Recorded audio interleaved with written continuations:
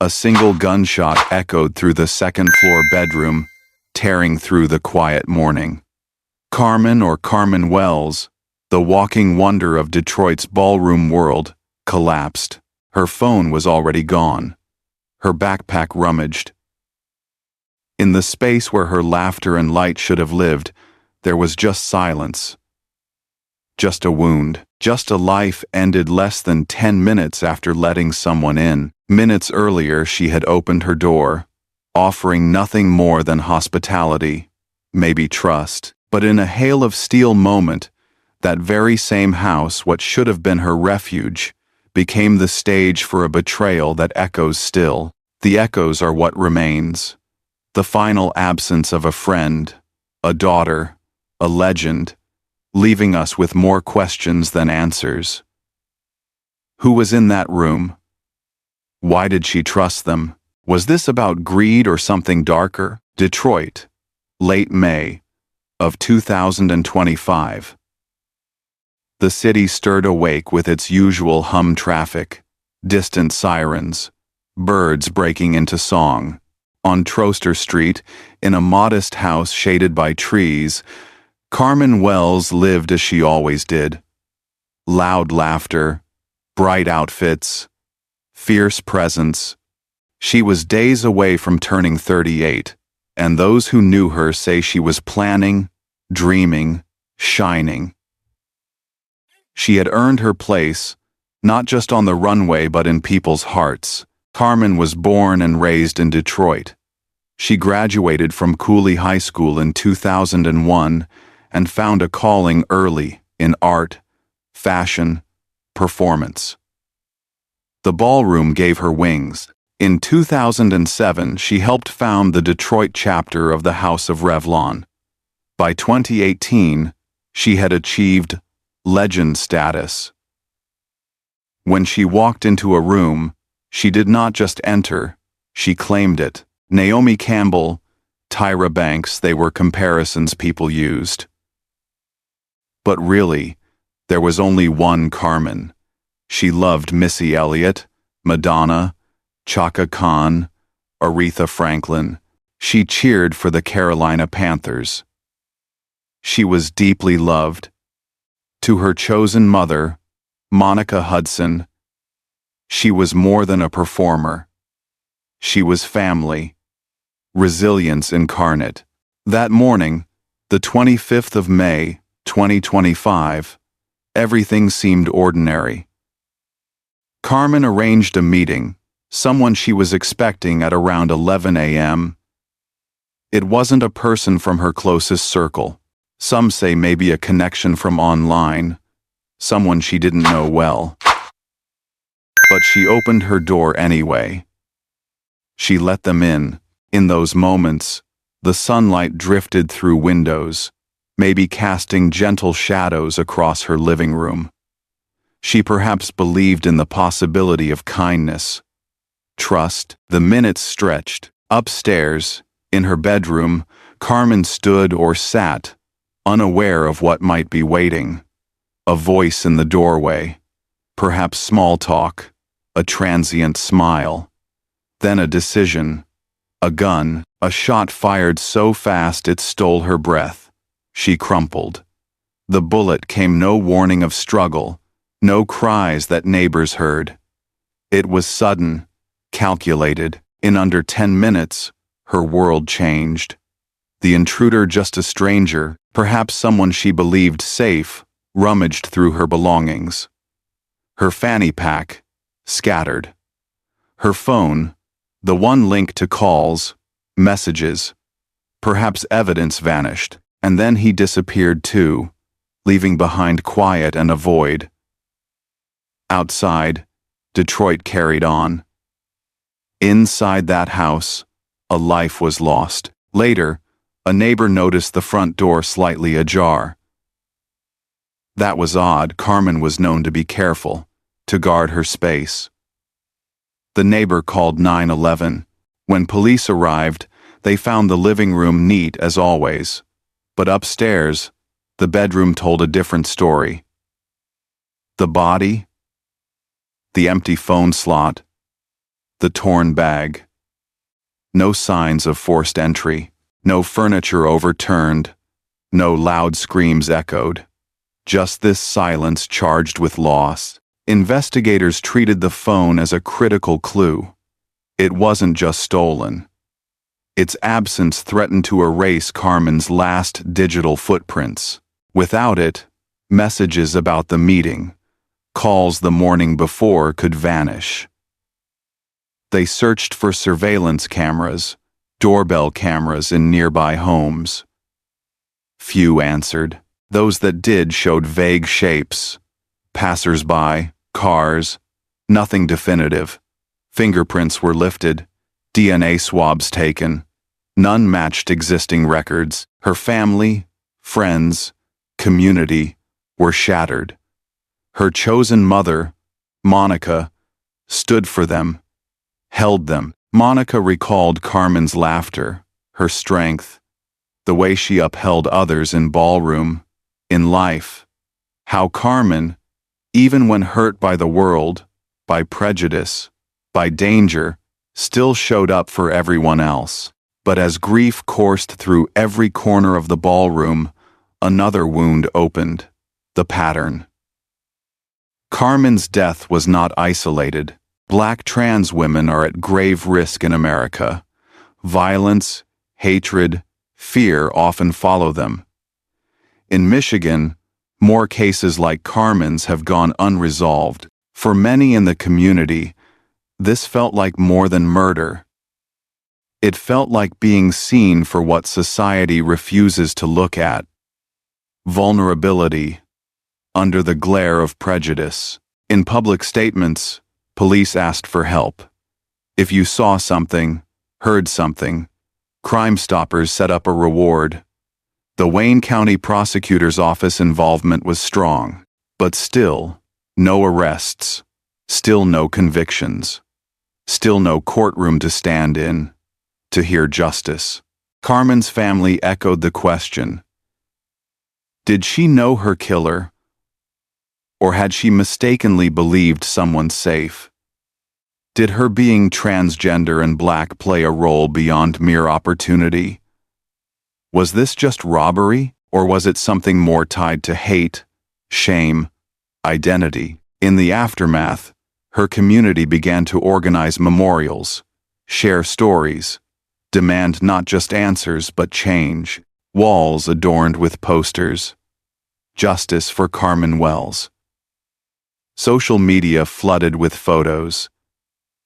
Carmen striking fierce poses on stage, mid-walk on a runway, smiling under bright lights. And beneath the photos, the grief, and the anger, and the fear that history could, and perhaps would, repeat. There is so much about this case that remains in shadow. What was on her phone? Who reached out to her before the meeting? Why did no witness see the face of the killer? And perhaps the most chilling unanswered question: what happens when trust becomes a risk instead of refuge? When the first officers stepped inside Carmen Wells's home that late May morning, they knew something was different. They had walked into countless crime scenes before, some chaotic, some violent, some too disturbing to describe. But this one was unnervingly calm. There were no smashed tables, no scattered glass, no overturned furniture. Only Carmen, motionless on the floor of her bedroom. The neatness made it more chilling, as though the killer had entered, carried out his plan with surgical precision, and then walked away untouched. The absence of her phone gnawed at detectives from the beginning. That single object carried her digital life conversations, photos, contacts, maybe the exact thread that arranged her last meeting. Whoever had taken it wasn't just stealing property, he was erasing evidence. The killer seemed to know exactly what to take and what to leave behind. The autopsy results painted a picture of swiftness. Carmen had been shot at close range. The angle of the bullet suggested she faced her killer. There were no defensive wounds, No signs of a struggle. She hadn't fought back, likely because she never had the chance. It meant the gun was produced quickly, maybe in the middle of a sentence, and pulled without warning. Investigators began canvassing Trooster Street. Neighbors recalled little. One woman noticed the front door standing slightly ajar around 11 a.m. That was what prompted her to call 911, but she hadn't seen anyone leave. Another man thought he'd heard a car door slam, but he couldn't describe the vehicle. Others said they noticed nothing unusual. It was as if the suspect had chosen his time perfectly. Mid-morning, when many were at work, when traffic on the quiet street thinned, police scoured security footage from nearby homes and businesses. Doorbell cameras showed a few shapes moving in the distance, but none clear enough to identify. It seemed the killer knew how to stay in blind spots. Detectives theorized he might have approached on foot or parked far enough away to avoid notice. He had come with a plan, and he had left without a trace. Then came the forensic work. Fingerprints were lifted from Carmen's fanny pack and doorknobs. Some didn't match hers. That gave detectives hope. But after running them through state and federal databases, they hit a wall. No matches, no prior records, no easy lead. DNA samples were collected from stray hairs and fragments at the scene. Again, nothing matched the national database. If the killer had never been arrested or had never provided DNA, there was no way to identify him that way. With the physical evidence stalling, detectives turned to Carmen's connections. They interviewed her friends, family, and community members. Everyone described her the same way: joyful, resilient, supportive. But some admitted that in recent months she had met new people online, through apps or casual encounters. These relationships were sometimes fleeting. And as one close friend told police, in her world, you don't always know who you're letting in. That detail unsettled investigators. They suspected the meeting on May 25 had been arranged digitally, maybe through text, maybe through a dating app, but with Carmen's phone gone, piecing that together was difficult. Still, they subpoenaed her carrier records, call logs, text histories, and location data were retrieved. They found fragments, conversations with unidentified accounts, some messages hinting at a meeting that morning, but many had been deleted or never synced to the cloud. Without the phone itself, it was like reading half a page torn from a diary. By this point, speculation swirled in the community. Was this a robbery gone wrong? Or was Carmen targeted because she was a transgender woman? Hate crimes against Black trans women have scarred Detroit before. The LGBTQ community feared this wasn't random, but part of a painful pattern. Still, detectives couldn't afford assumptions. They considered every possibility. Maybe the suspect was a stranger who saw an opportunity. Maybe it was someone ashamed of being connected to a trans woman. Maybe it was someone from her past. Each theory carried its own shadows, but none yet carried proof. As weeks passed, Carmen's name echoed beyond Detroit. Candlelight vigils were held in her honor. Her friends from the ballroom scene called her irreplaceable. A woman who had lived openly in a world that too often punishes authenticity. Her chosen mother, Monica Hudson, pleaded with the public for answers. "My daughter brought light to everyone," she said. "Whoever did this must be held accountable." To help the investigation, Crime Stoppers offered a $2,500 reward. Police doubled down, urging anyone with information to come forward. Julissa Abad, the LGBTQ community liaison with the Wayne County Prosecutor's Office, spoke at a press conference. If you know something, if you hear something, please come forward, but leads remained scarce. Every interview, every tip seemed to dissolve. People whispered about suspects, but rumors aren't evidence. Detectives tracked down names, followed trails that led to dead ends. And yet, there were details they couldn't shake.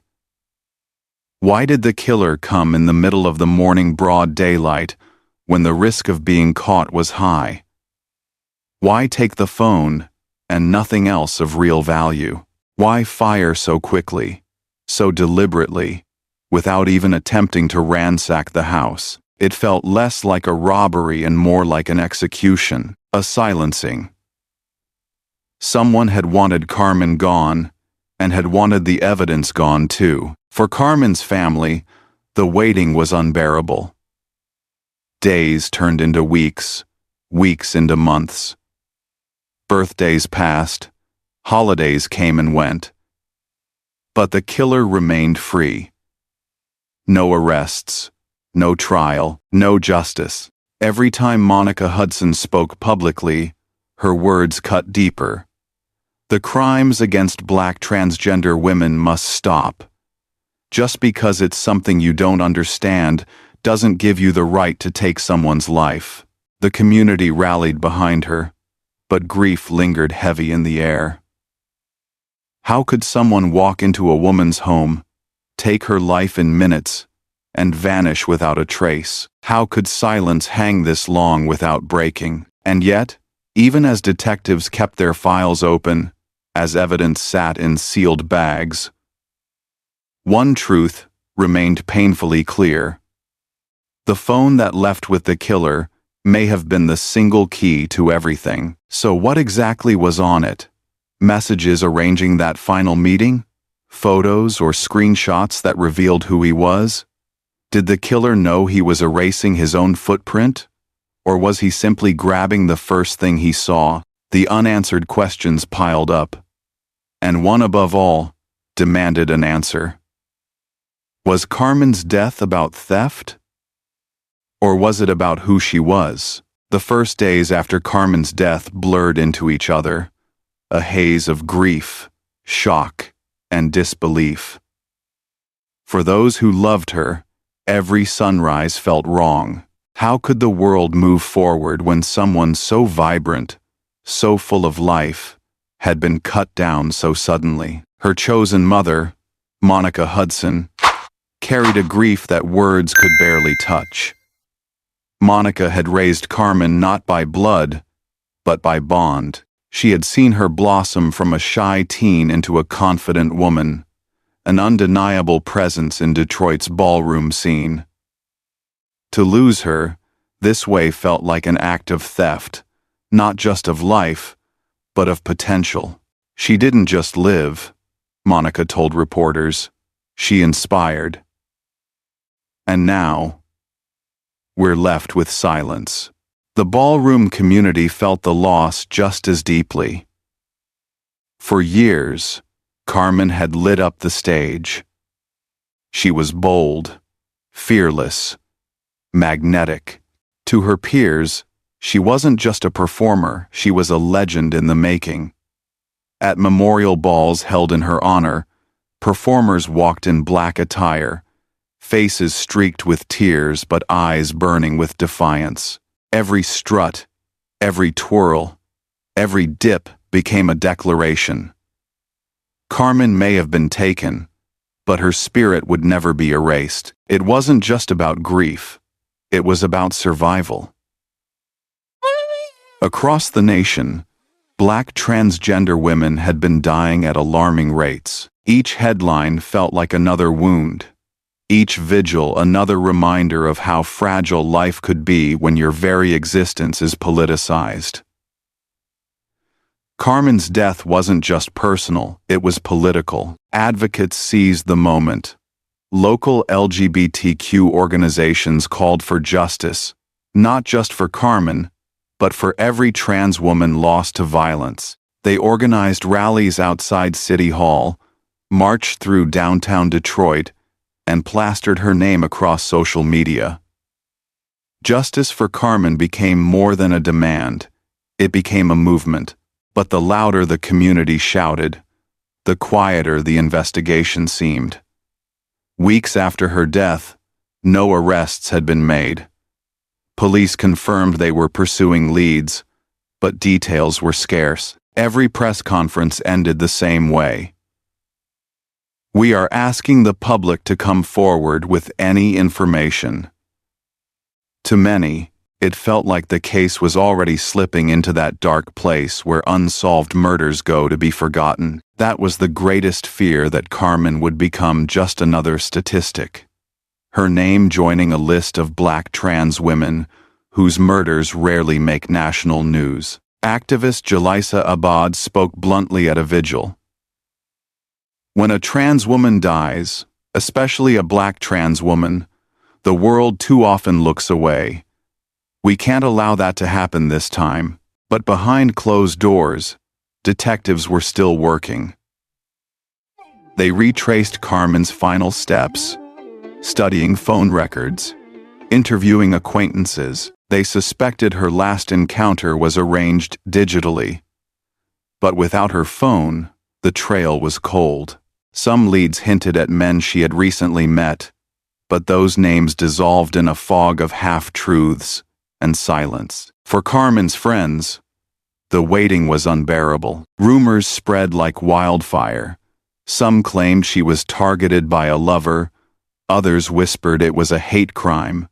Still others thought it was someone from outside her circle entirely. None of it brought peace. Instead, it created more uncertainty, more fear. If someone could walk into Carmen's home and end her life, who might be next? Monica spoke again, this time directly to the city. "Don't let this case go cold. Don't let her name fade away. She was more than what the headlines will call her. She was my daughter, my family, and she deserves justice." Her words struck a chord, echoed in vigils, rallies, and even church services across Detroit. But still, silence from investigators. Evidence remained locked in bags, waiting for a break that hadn't come. Witnesses either didn't exist or weren't speaking, and the killer, whoever he was, walked free. It's easy, in moments like this, for doubt to creep in. Would the case have received more urgency if Carmen had not been transgender? Would there have been more press coverage, more resources, more answers? These were the painful questions her community wrestled with, questions without easy answers. Yet hope persisted. Crime Stoppers' reward was still on the table. Community members continued to share Carmen's story online, refusing to let her name be buried. Each post, each hashtag, each retelling kept the pressure alive. The ballroom scene, too, carried her with them. At every ball, someone would invoke her name before stepping on stage. Carmen was gone, but she was also everywhere. Still, for Monica, for Carmen's friends, for all who loved her, the lack of answers was its own kind of torment. Every day felt like an open wound. Every night was haunted by questions that had no response. Who had she trusted enough to let into her home that morning? What words were exchanged before the gun was raised? And why take only the phone? Why leave behind every other trace, as though the device itself was the only thing that mattered? The silence of the investigation became its own story, one that fed both anger and despair. Activists warned that time was running out. The longer this drags on, the colder the trail gets, one organizer said at a rally.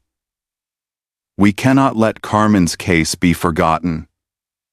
We cannot let her killer disappear into the shadows. And yet, as the weeks turned into months, that's exactly what seemed to be happening. The press moved on.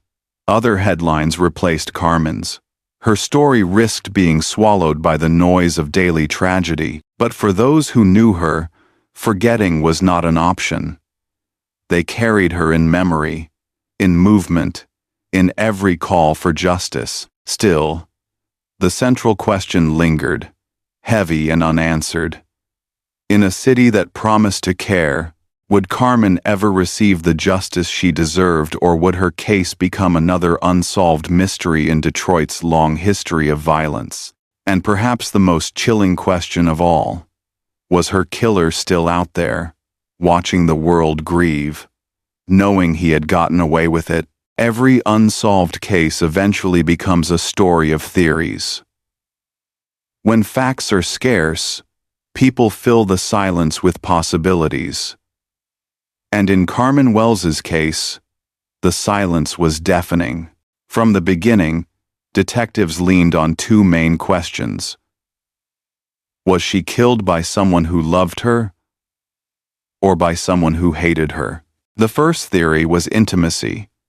Investigators knew Carmen had been seeing people casually, often meeting new acquaintances through apps or mutual connections.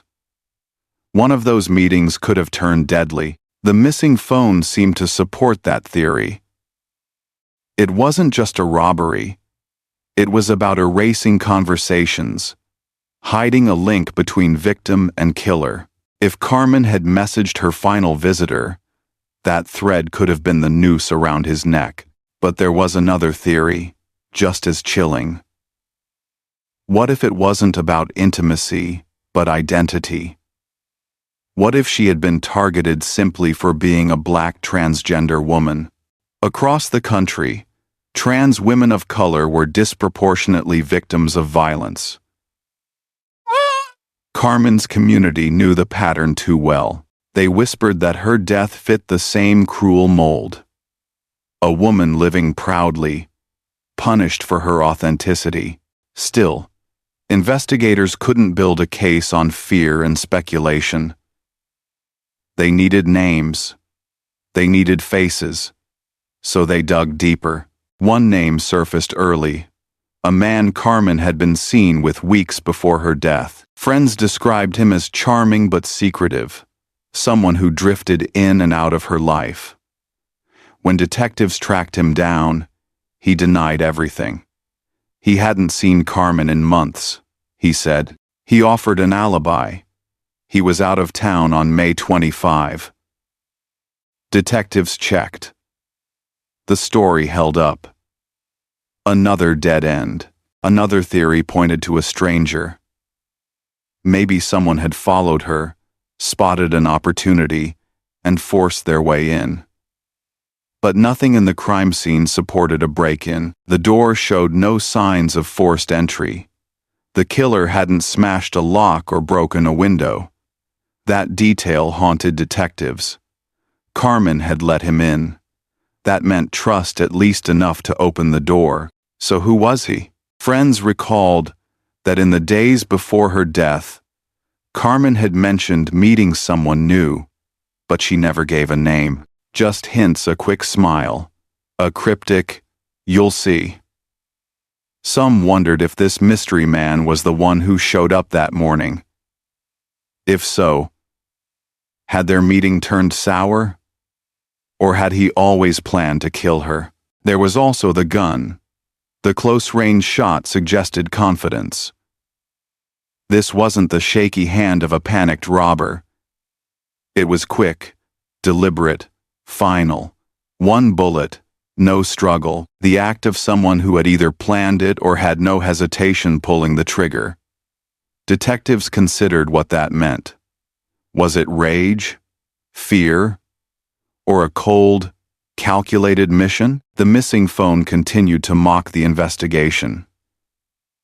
Without it, detectives couldn't see the last call, the last text, the last pinned location. Whoever took it had cut off the clearest road to truth, and so, theories multiplied. Some said the killer destroyed it immediately. Others believed he still had it, hidden away, maybe even switched on in moments of arrogance.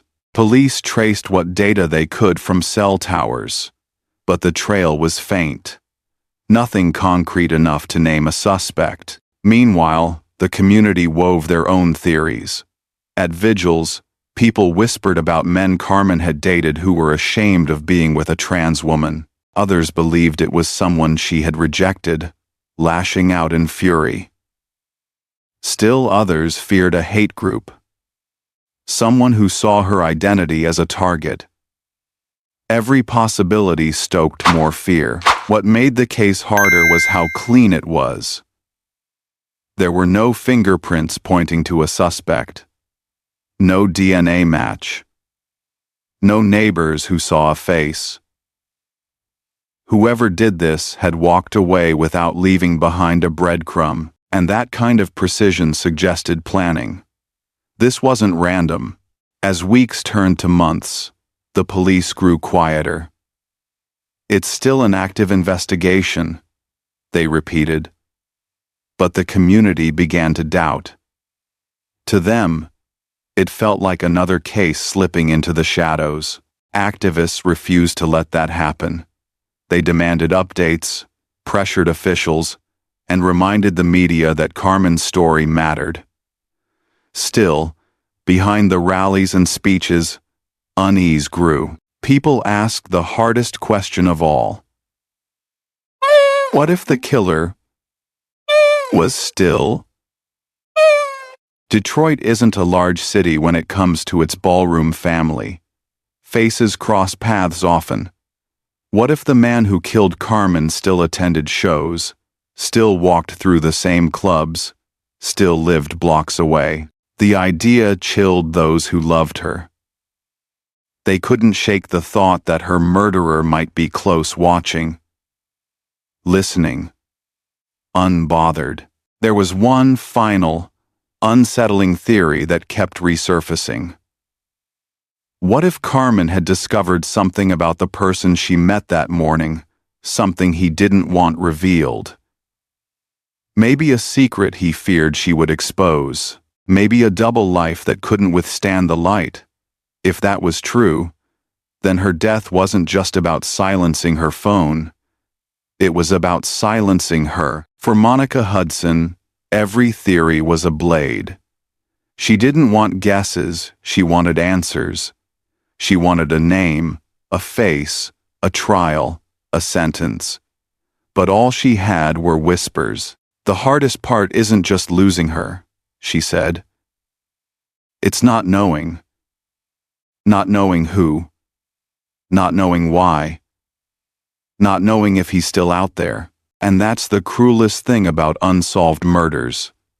They don't end. They linger, like unfinished sentences, haunting those left behind. Every day without answers is another day of torment. Another reminder that the world can be mercilessly silent. But silence doesn't mean stillness. Detectives still had evidence sealed away. Fingerprints that didn't match. DNA waiting for a future database hit. Technology improves. Time can shift loyalties. Killers who believe they've escaped sometimes slip, sometimes confess, sometimes surface in ways they never expect. The case wasn't closed, not officially. It was waiting for the right moment, the right voice, the right piece of information to crack it wide open. And so the questions hung in the air like ghosts. Who was the man Carmen trusted enough to let inside? What secret was so dangerous it cost her life? And how long could her killer walk free before the truth finally caught up with him? Time is cruel in cases like these. For families, it feels like a thief. For investigators, it becomes an enemy. And for communities, it is a test. How long can you hold on to hope before silence turns to despair? Weeks after Carmen Wells' murder turned into months, the shock of her loss hardened into something deeper. Determination. Her family, her chosen mother Monica, and the ballroom community refused to let her name slip into the shadows. If police couldn't or wouldn't deliver answers quickly, then they would keep Carmen alive in memory, in voice, in protest. Detroit's ballroom scene became the heartbeat of that fight. Every event turned into a memorial. MCs shouted Carmen's name before categories began. Performers dedicated their walks to her. Black feathers, red ribbons, sequins glinting under stage lights. All of it carried a message. She is not gone. She lives in us. But outside those walls, the city was moving on. Other crimes filled the headlines. Other tragedies pulled at public attention. The case updates became shorter, vaguer, almost perfunctory. Still under investigation, the police would say. Nothing more. To Monica, that felt like betrayal. She was somebody, she told a local station. She mattered. And every day we go without answers. You're telling me she didn't. That pain was shared by advocates who knew the bigger picture. Carmen's death wasn't isolated. Across America, Black transgender women were dying at alarming rates. Some were killed by strangers, others by partners or acquaintances. Many of those cases, like Carmen's, remained unsolved. The Human Rights Campaign, GLAAD, and other organizations began amplifying her story, pointing out how often justice stalls when the victim is trans. Jalisa Abad, the LGBTQ liaison with Wayne County, was blunt. The violence is real. The silence is real. And unless we keep speaking their names, their killers will stay hidden. And so Carmen's name was spoken at vigils, in marches, in national articles that highlighted her life and death. Candlelight ceremonies stretched across the summer, with friends clutching photos of her smiling, draped in glitter and confidence. Each flame flickering against the night sky was more than mourning.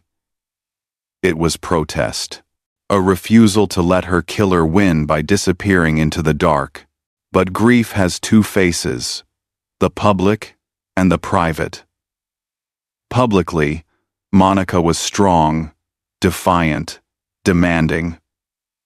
Privately, she was breaking. Nights in her home were filled with silence so loud it seemed unbearable.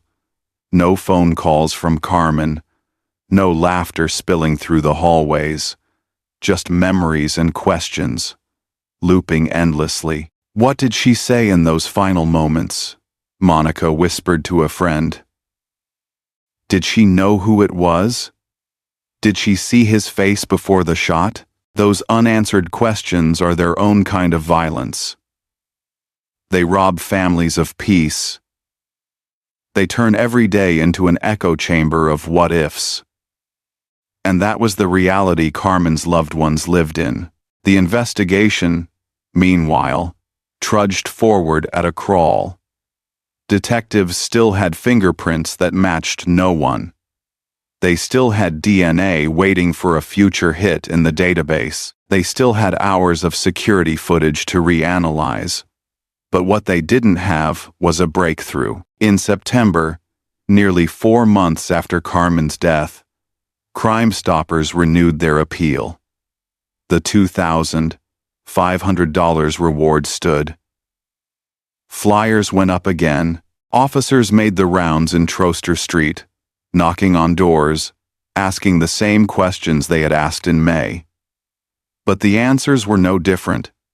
People either hadn't seen anything or weren't talking. This silence, too, fueled theories. Some in the community believed the killer wasn't a stranger at all, but someone close, someone protected by silence or fear. Others thought he had simply vanished, maybe moved to another city, maybe hidden in plain sight.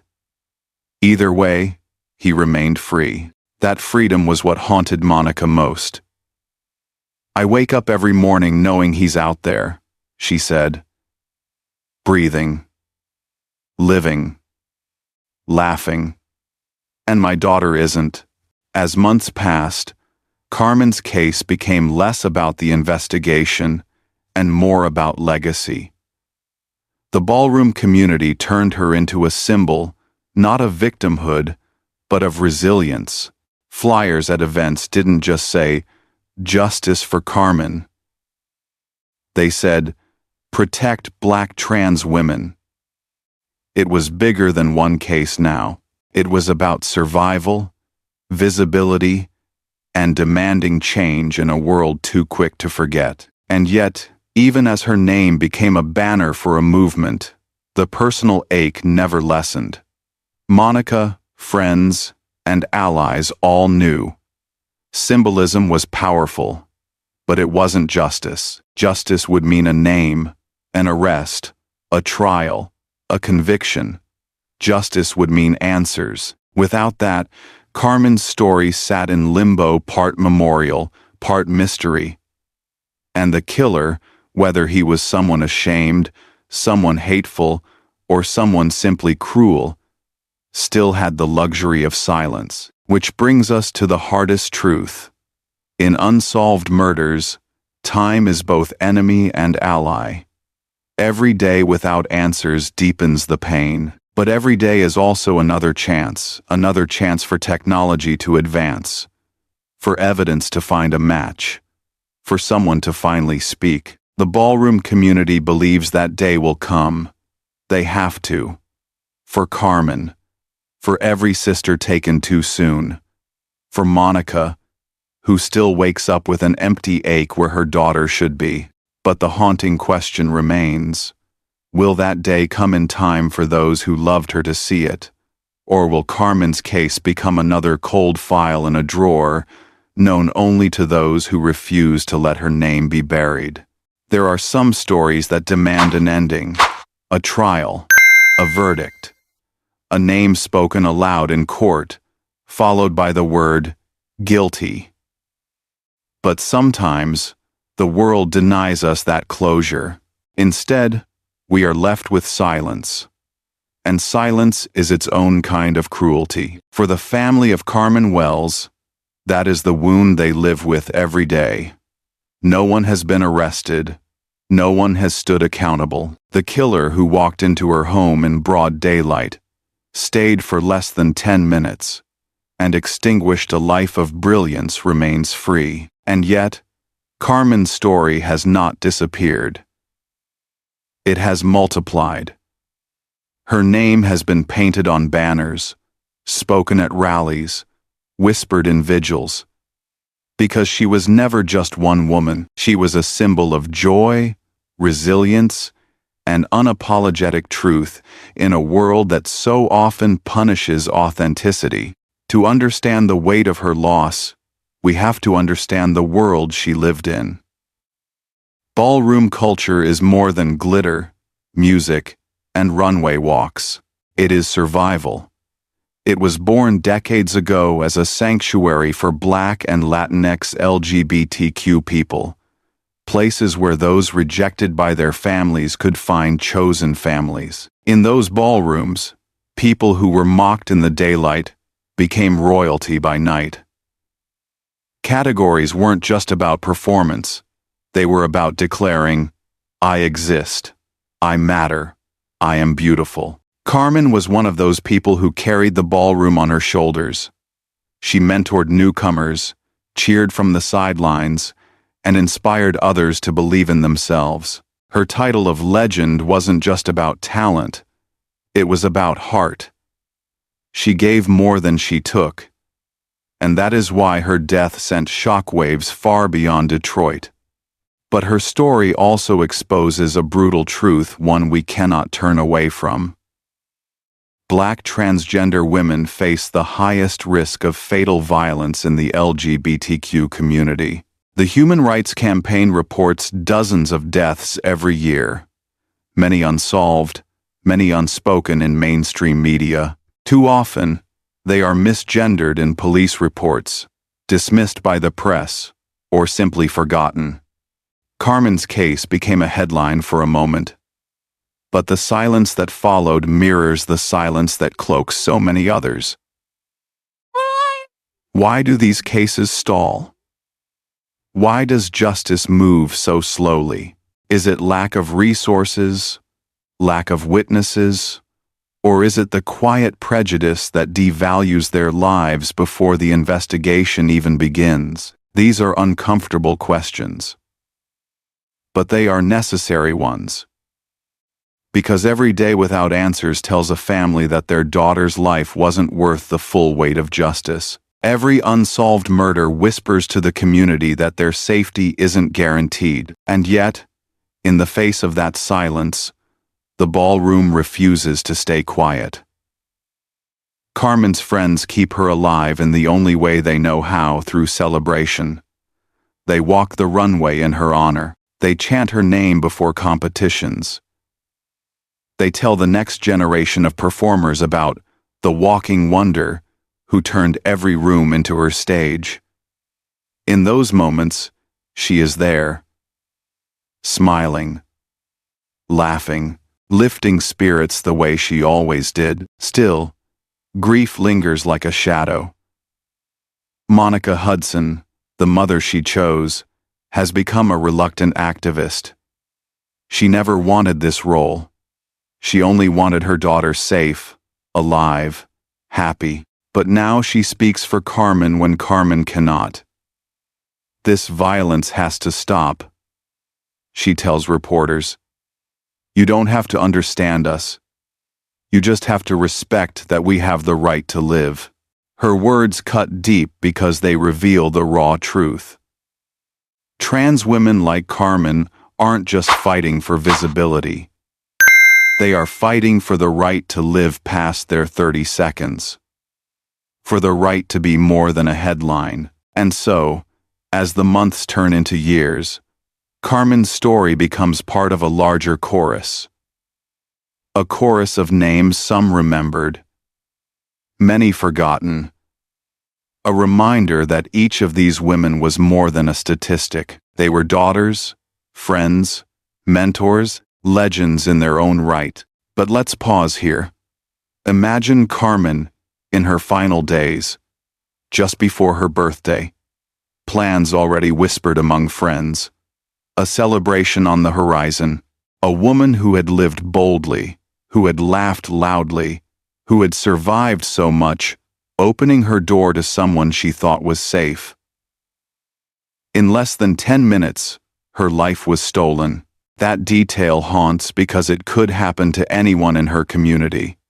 A single meeting, a single moment of trust, and suddenly, everything is gone. It forces us to ask ourselves, what do we do with this knowledge? Do we let fear dictate lives, keeping people in the shadows? Or do we demand a world where trust doesn't come with the risk of death, where being who you are doesn't carry a price tag as high as your life? Those are the questions Carmen leaves behind. They are not easy. They are not comfortable. But they are urgent. For now, justice has not come. The fingerprints remain unmatched. The DNA sits in a database, waiting. The killer is still out there, and perhaps one day, a mistake, a new piece of evidence, or a guilty conscience will bring his name into the light. Until then, Carmen's story is unfinished. But maybe that is where her power lies, because unfinished stories demand attention. They gnaw at us. They remind us that something is wrong, that something is missing, and that is what Carmen's life and her death compels us to face. She was more than a ballroom legend. She was more than a victim. She was a woman who lived fully, loved deeply, and gave herself to others. And in that, she left behind a legacy that no killer can erase. The final question is not only who killed Carmen Wells. The final question is, will we listen? Will we remember? Will we change? Because until justice comes, until safety comes, until every Black transgender woman can walk her street without fear, Carmen's story will echo. A call unanswered, a light extinguished too soon, a demand for a world where no one has to die simply for being who they are. And that demand, that echo, belongs to all of us.